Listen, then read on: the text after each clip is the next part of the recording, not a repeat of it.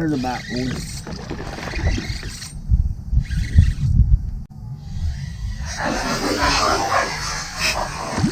Oh no. Came off. Man.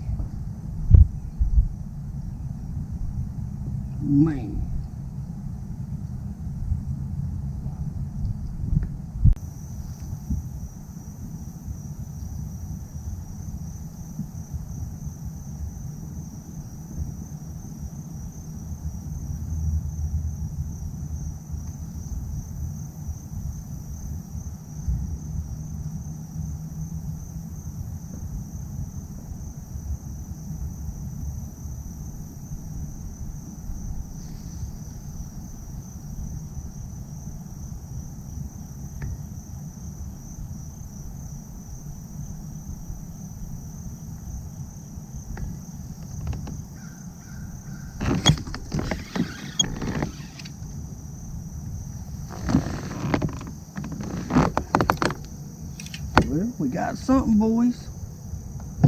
There's one. There's one. Get up here. Oh my goodness. Oh my goodness. Oh my goodness. Get in the boat.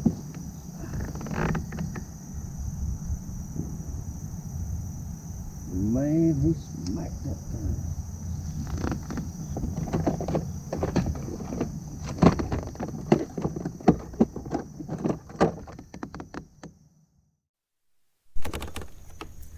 Easy, buddy, easy.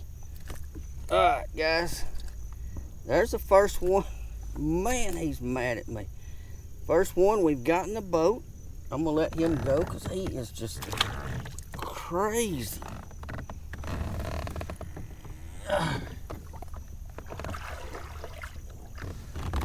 Just crazy trying to get loose. But what I wanted to show you, and I had him hooked funny, and now my shaky head that I was going to show you is gone. What did I do with it? Oh, there it is. Right, I cut the line because he tore up. He got it a little bit deep and sideways, so I cut it so I could turn the hook without injuring him too bad, and got him turned loose. But this is what I'm using. This is what the first fish that you saw me lose back up the lake was on a shaky head on 6-inch worm, and this is just a regular old straight tail 6-inch worm, nothing fancy. This is one of my favorite ways to look for bass in the fall. Reason being is you've got groups of bass that are still close to their summer places. The water's cooling down. You got a tremendous group of fish that are chasing shad. Nothing, they just following the shad all around the lake. Open water, near the bank, wherever the shad go, that's where they go. You've also got a group of fish that are still deep or moderately deep. They're starting to come up, but they're still not just running the banks yet. That's what I'm targeting with these, and the areas I'm targeting or close to the areas where I would just normally look for a bass in the summer when it's really, really hot. They might be pulled up a little bit shallower than off the drop off. They might be up on the edge of the drop or the channel or a hump. But those are the areas that I'm just running around today targeting. If they're there, I'll get a bite. Like when my first spot, within 2 or 3 casts, I hooked a pretty big fish. It jumped. I hope I got it on camera. I think I did. But he came off, and then 2 or 3 spots later, I caught that one. Shaky head, and what I like is I like to keep this thing in contact with the bottom, and I like rocky bottoms better than the old mud soft bottoms. I want this shaky head to, when I pull it, shake it, rum, you know, whatever, I want this thing contacting the bottom and making noise. And we're about to retie this little fella. That's what they're gonna look like when they're on there. About to retie, and I'm gonna move on down this bank. I got another spot. I floated all around in this one while I'm talking, so I'm gonna move back out of here, head on down the lake, and got another spot just like this one. I'm gonna hit it. Gonna hit a lot of spots today. Gonna spend 5-10 minutes on each one, and I'll see you when I get to the next one. Y'all hang out.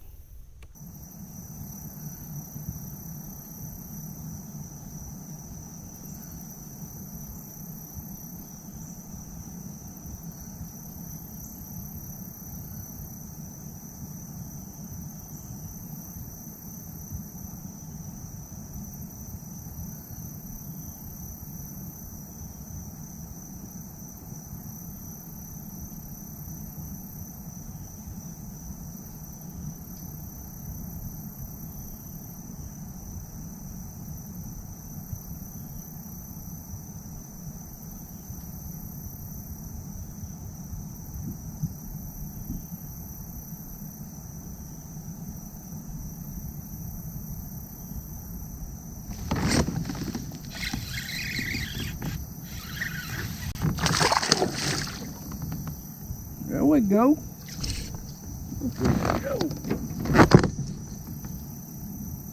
Running, running, running. Get up here. Oh my goodness, he wasn't ready to get up here. God dang, he's a little stronger than I thought he was. Alright, big boy. You're gonna get a little line on you and bring you back in. He does not want to come to this boat. I got a news for him. He's coming. Oh, here he comes. In the net. That's what I'm talking about. That's what you want to see. He ain't even that big.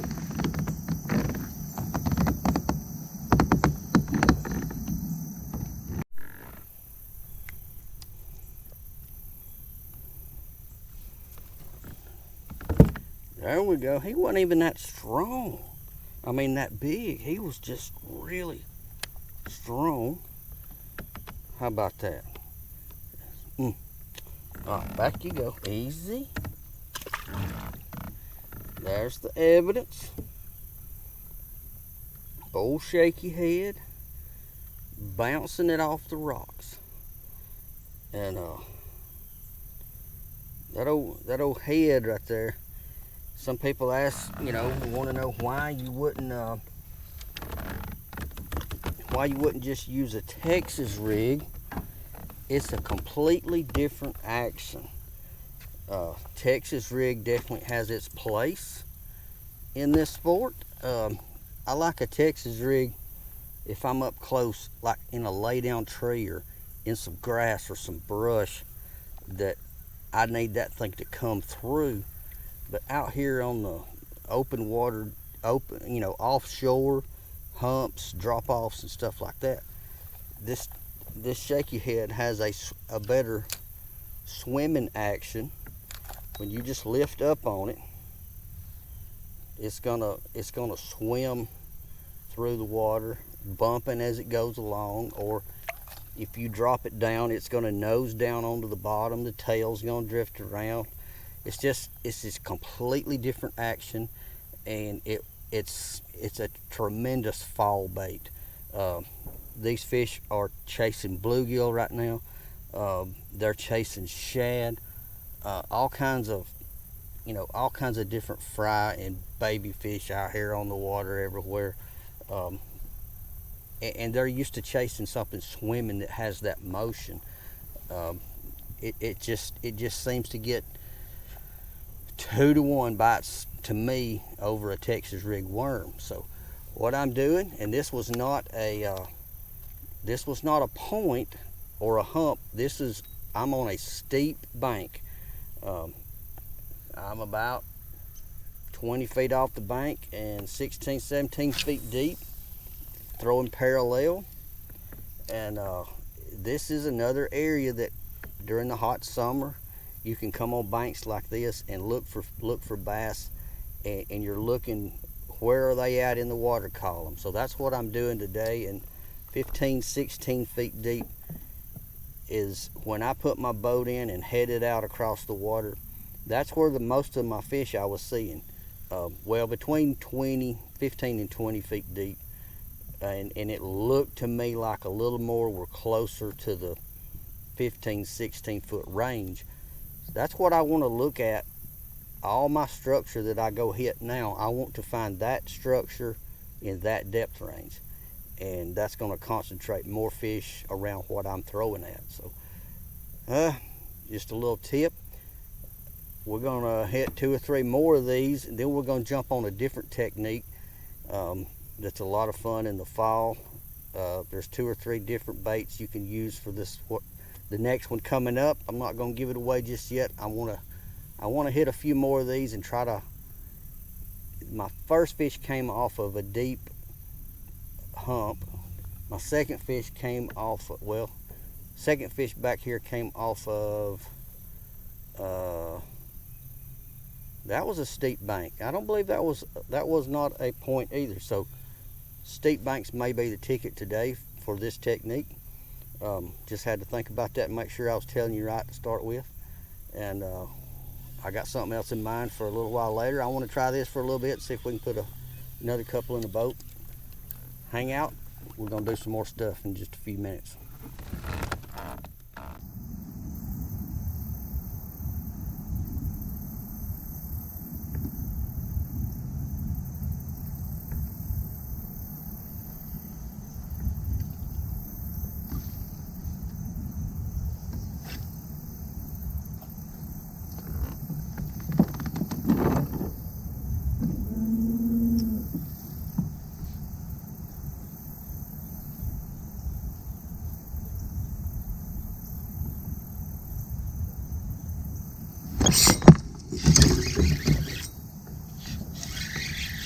There we go.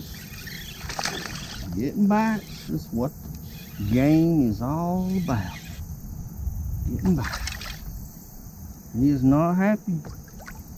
Not happy at all. Alright. Easy. Easy. Easy. Oh, he's barely on there. Barely there.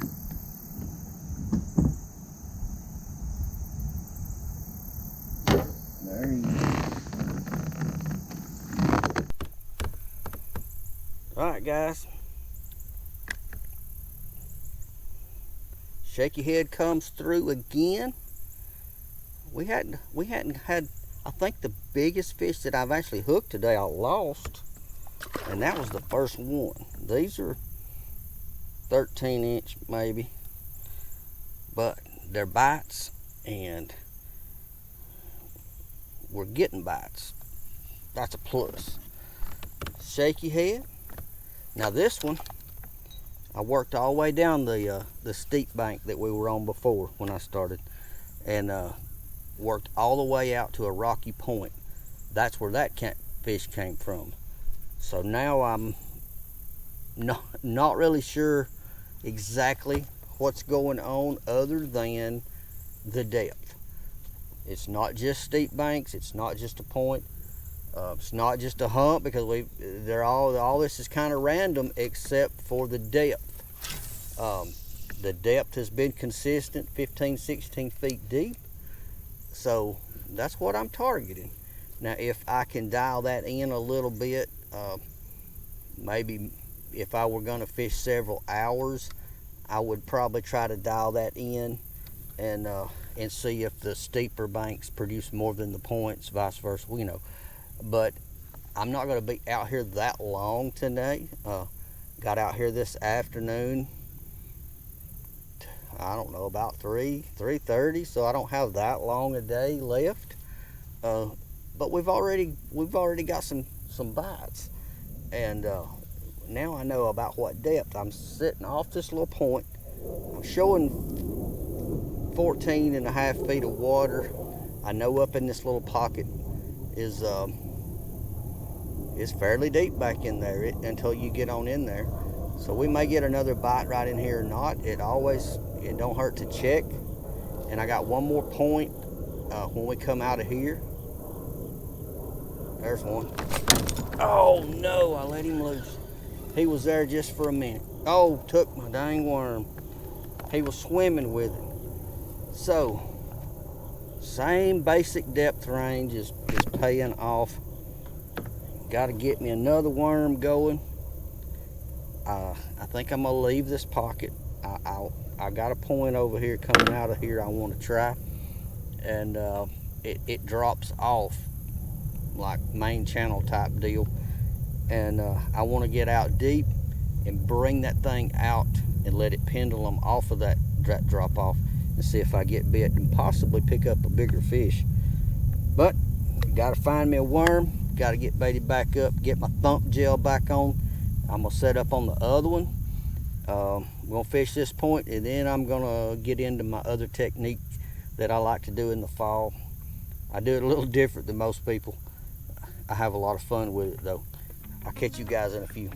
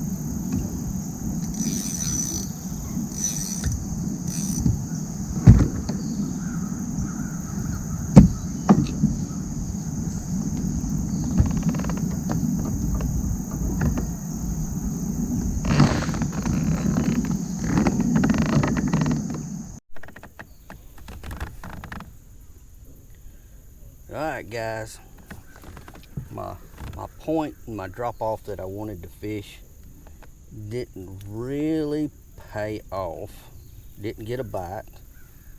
So I picked up my next little jewel to use, and about the time I did, I had seen a big splash on the bank. Thought it was a school of shad, and it was. And threw up in the shad.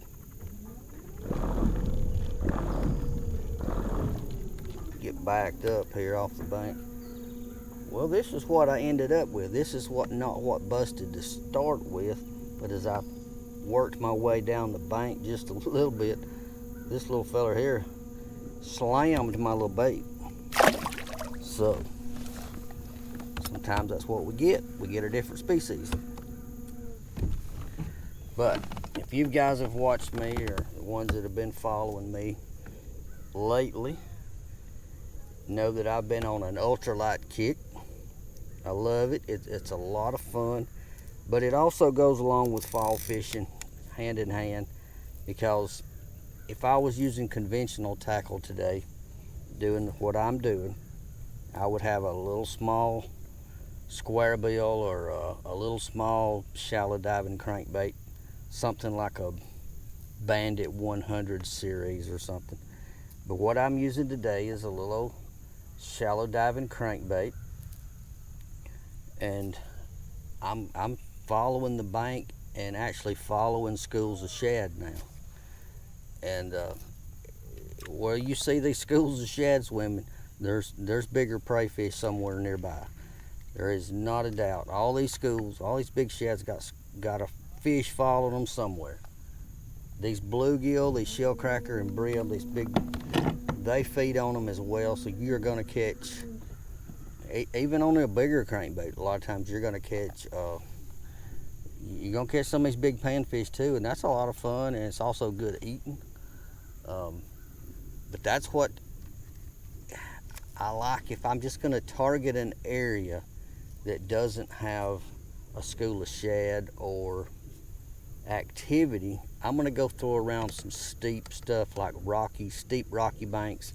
I'm going to parallel this little fella here. Rocky points coming out. I want to get up there and bring that thing off the bank.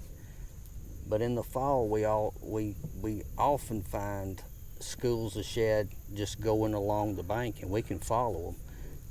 There may not be fish actively busting them at that time, but we can follow those schools and fish around them. Those fish are not far behind ever. And if you follow them and they come across a piece of structure like a brush pile or something, those fish are going to run out and ambush those shad. And so they will be actively feeding, and that gives them away. We can visibly see them at that point. So much fun to just in the fall as the water's dropping in temperature to run the banks and look for active fish. That's what I'm doing right now. You guys hang out. I'm hoping to bring a big one and show you here shortly.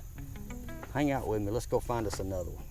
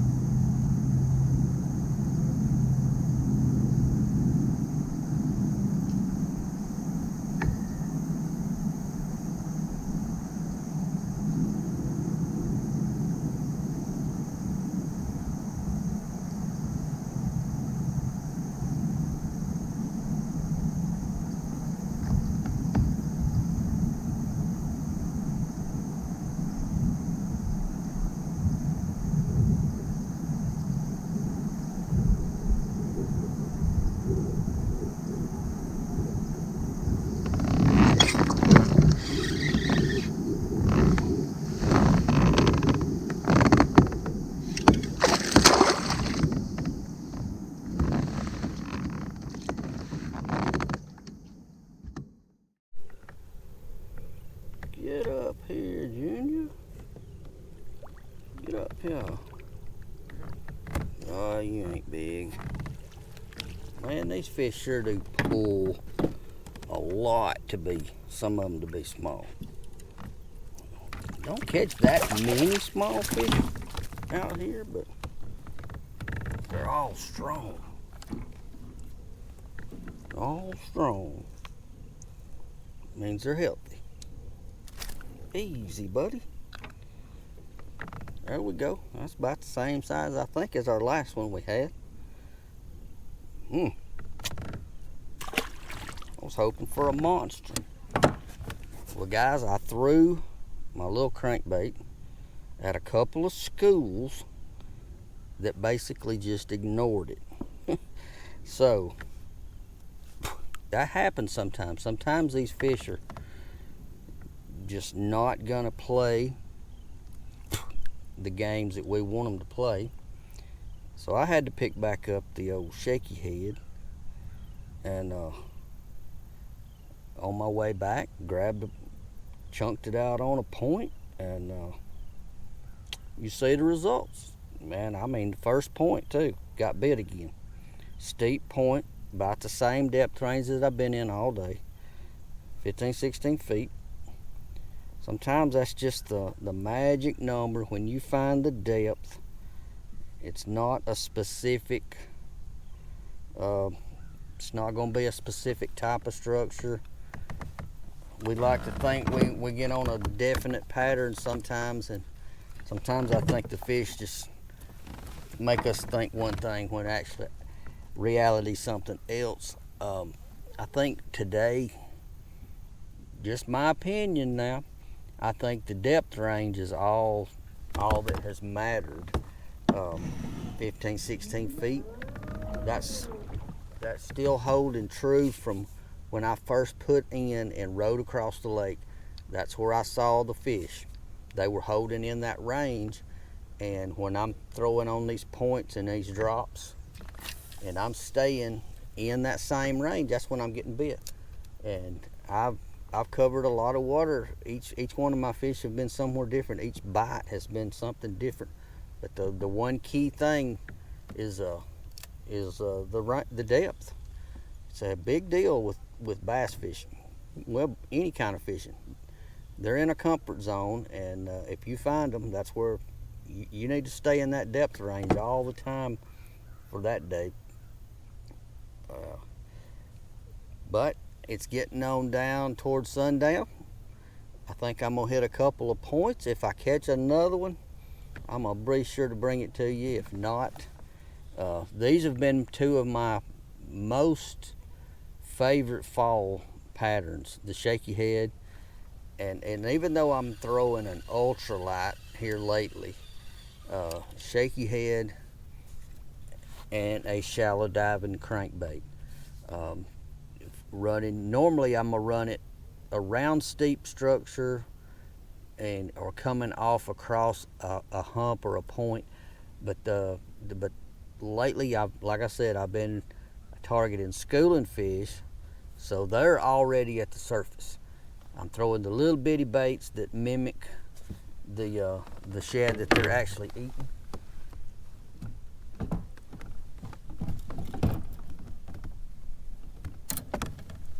Show it to you again.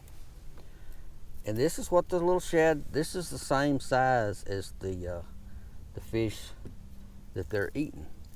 Same size, except I've only got one of them and they're feeding on about 1 million at a time. I did throw it 2 really big schools. It just did not feel, I came through the schools, the shad would scatter around, but I never got bit. 2 different schools like that. One school was actually feeding in front of the boat. Couldn't get one to bite. They got down before I could get back into position. And so as I look around on this end of the lake, I don't see any schools anywhere. I don't know if that's because something's changed today. It rained all day. That's why I was late getting here today. Didn't get here till this afternoon. It rained and stormed all day. So the shad may be out of kilter right now. But the bottom feeding fish seem to be on track. It's been fun. I've enjoyed it. Oh, I thought I had another bite. Maybe not. Wishful thinking. I always like to get a bite when you're closing out a video. But guys, if you're new, hit the subscribe button for me. Help me grow my channel. If you're not new, if you've been here a while, thank you so much. It means the world. And I'm gonna announce it right now. I'm getting closer and closer to my first 1,000. Been a long time coming. I don't have that many more to go. When I do, we're gonna give away 1,000 worms on the channel. It's gonna be, you gotta be a subscriber. I'll probably have to be a subscriber, leave a comment and a like or something like all these other guys do. But the main thing's gonna be a subscriber at the time that I hit 1,000, and we're gonna give away 1,000 we're gonna give 1,000 worms away. They'll be all different sizes. That will cover you for a while in your plastic worm fishing. That's my goal. Thanks for watching. It's been fun. I think I'm about to go ahead and get off the water. Football's coming on. I think it's time to go watch some football and put my feet up. You guys stay safe out on the water. I'll see you next time. I'm out of here.